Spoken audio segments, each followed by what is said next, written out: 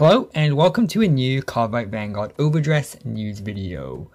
So one of the big things people are talking about a lot today is premium stuff. There was a lot of premium announcements, but we're gonna leave that till later maybe, I don't know. For now, I just want to get through the big overdress news and then we can maybe talk about the premium stuff later. Another thing I want to mention before we get into it is recently I've been kind of trying out doing streams and stuff for the news videos, like live streams, and those have been on my YouTube channel. They've been going pretty well, but I'm thinking for now, I'll just I might wait another week or so just to let news pile up and then talk about everything in one go for a live stream. I don't know, I'm kind of making it up as I go along, but the reason I bring that up is so that you can subscribe, so that you can see those live streams when they go up. They're a lot of fun, and they're the best way of kind of having an interaction between me and the chat, so there's that. I've been wanting to hit 2.5k before the end of the year for reasons that my Discord server will be all too aware of. If you want to know what the deal with that is, go and join the Discord server, link in the description. Now all that housekeeping and stuff is out of the way, let's go and talk about the overdress news. So, let's talk about the new card reveals first, and then we'll get to the thing the video is actually about. I don't know how long we're going to be talking about everything. This might be a bit of a short one, but like I said, I'm mainly just talking about the big overdress card reveals. And so let's go ahead and do so. So we got some new Stoichiea and some new Brandt Gate stuff. So this is the Stoichiea stuff for Magnolia. So this is a new order card called Wild Intelligence. If you counterblast one, discard 3 cards from the top of your deck, choose up to 1 with the same grade as your Vanguard or lower from the drop zone and call it to a Rearguard circle. If your Vanguard is Magnolia, choose 2 cards instead of 1. This is really good at getting you set up. So in my playtesting with my decks against Magnolia, because Magnolia is the deck I've been playing against the most often, I've noticed that my opponent, my sister, has had a bit of trouble here and there actually setting up a board. Not like bricking entirely, but with Magnolia, because you're attacking with the back row as well, you kind of want a field flooded where every circle is filled with really powerful units, and sometimes that can be a little bit difficult to get going with. This card makes that a lot nicer. So just, counterblasting the one to call cards from your drop, that's really good.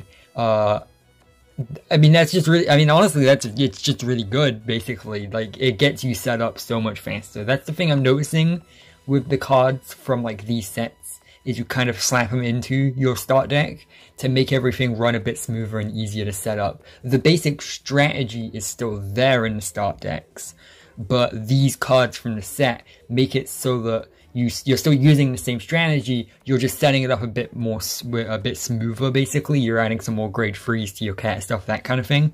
So I'm a big fan of that. That's going to be one that I'm imagining you'll have to run 4 copies of. Now the only problem with it is the counterblast, because of course Magnolia uses the counterblast, and so you might not want to use it too many times, but I think it's worth it in order to get that field set up, in my opinion. So maybe we can get some counter charges in there that'll make things even smoother, but yeah, not too bad.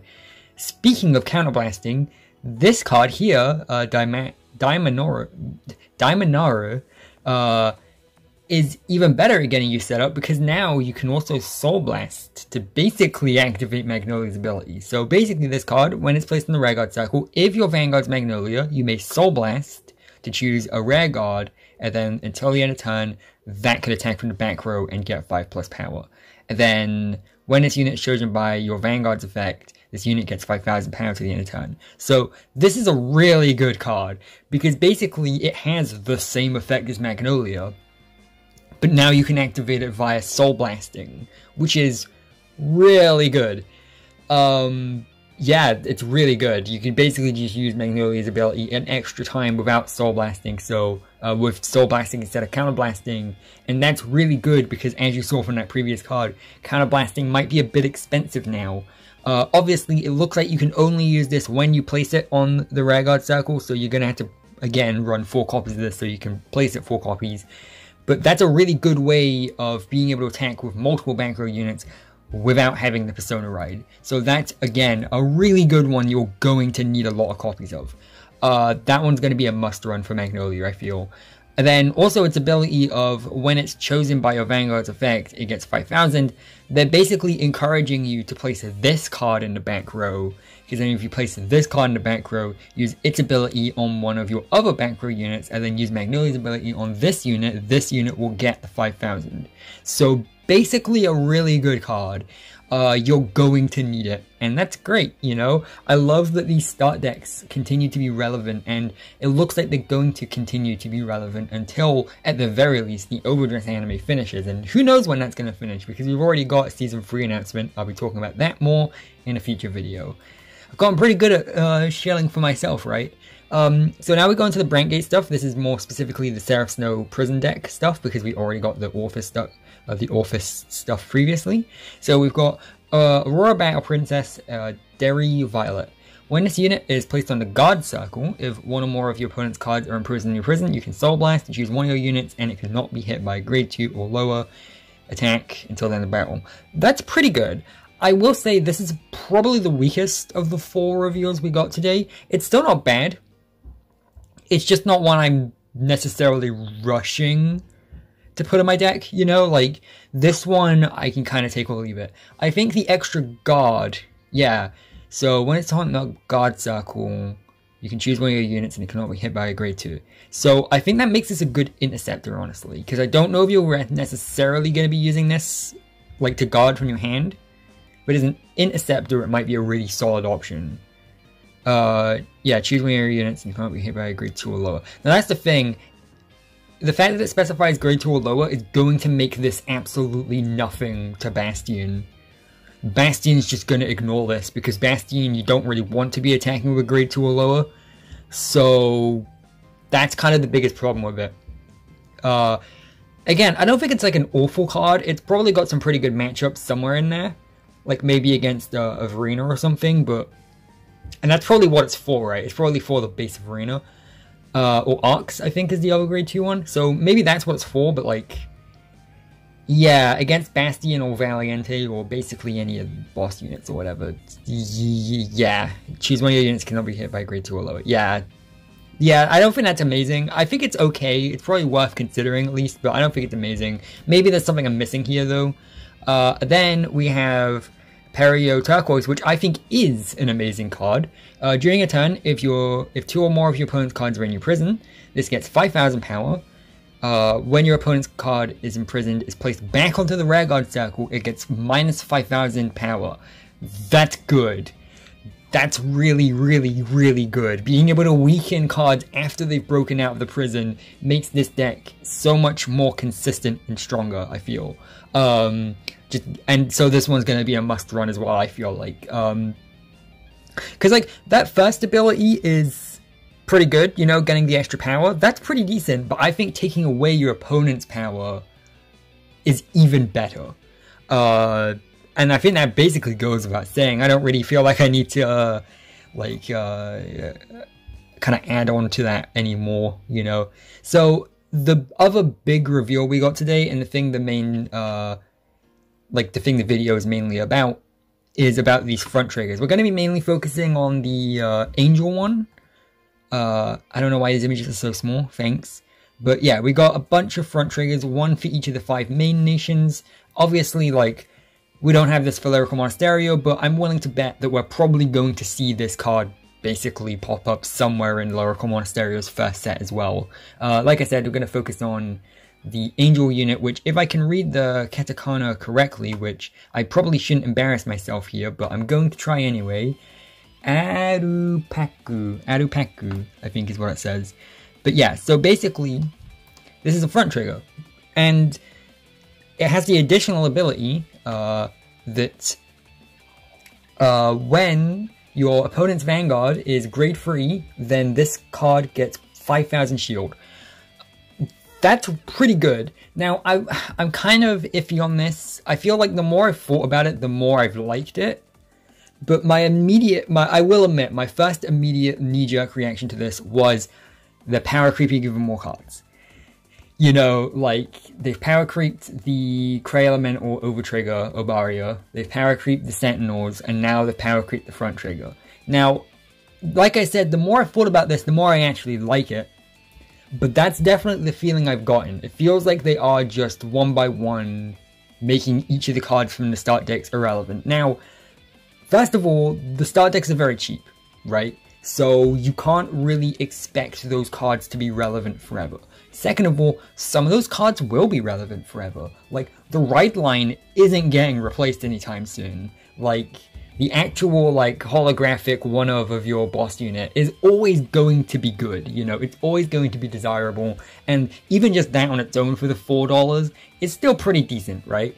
Like, that's the thing. I'm not, like, looking a gifted horse in the mouth. In fact, when these decks were first revealed, I was like, these are probably going to be filled with a lot of fillery cards. And then when they released, they were actually filled with way less fillery cards than I was expecting them to be, and I really like these start decks.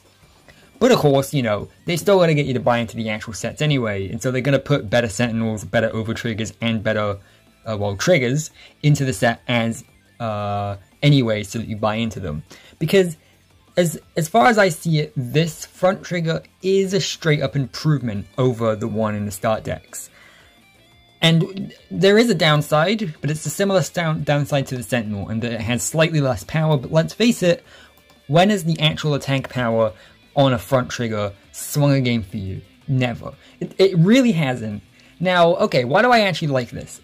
I like it because it makes more decision making for deck building, because I've always been of the mentality, and I feel like a lot of people have agreed with me, when it comes to overdress deck building, the very, very, very first card I'm most willing to rip out of these start decks are the front triggers. Some of the decks benefit from them, but on the whole, if I've got to get rid of a card, I'm probably going to get rid of the front trigger and replace it with some crits or draws instead.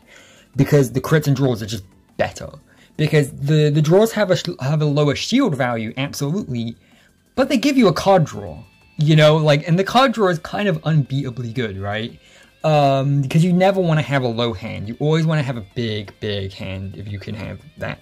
And then the crit triggers speak for themselves. I'm obviously not mentioning the heal triggers here because you're always going to run 4 copies of the heal triggers no matter what. You can't run less because you'll just get destroyed, and you can't run more because then you'll be breaking the rules. So obviously the 4 heals are a given. But in most of these decks, I'd rather have the extra crits or the extra draws. Now, the only thing that would make me prefer fronts over draws would be the higher shield, and so now they've made the shield even higher, because now it's 20,000 instead of 15. And that's crazy good. Now Verena finally might actually look blockable, right? Because that's another thing too, is some of these units in overdress can swing for just such crazy, like, power that you've either got to Sentinel them or you're just taking the damage. And that can be really scary. I think Verena is probably one of the scariest in that regard, because a fully overdressed Verena can hit for some crazy numbers, and again, this front trigger makes it actually seem worth blocking it without using up your entire hand. So that's the reason I'm in favor of these, because whilst yes, I do think it's another card from the start deck that's irrelevant, the start decks are cheap anyway, so you kinda have to just put up with that, you know? I don't mind that too much. Obviously, like, they weren't just gonna give you only good cards. But also it adds more decision making. Now I'm a lot less likely to actually take the front triggers out. Will I? Will I not? I think it depends on a deck by deck basis, but I think that's a good thing now, instead of it just being, oh, just gonna take the front triggers out. So yeah, that's basically all I had to say about these. I'll see you in a video soon. I'm very good at talking right now. Be sure to let me know what you think of the new front triggers in the comment section, as well as the new card reveals. I'll see you in a new video, coming soon. Again, I'm very good at talking right now, aren't I? Be sure to like, comment, and subscribe, as I mentioned, and maybe even enter the Discord server. And I'll see you later. Remember, for every statement, there's always an asterisk.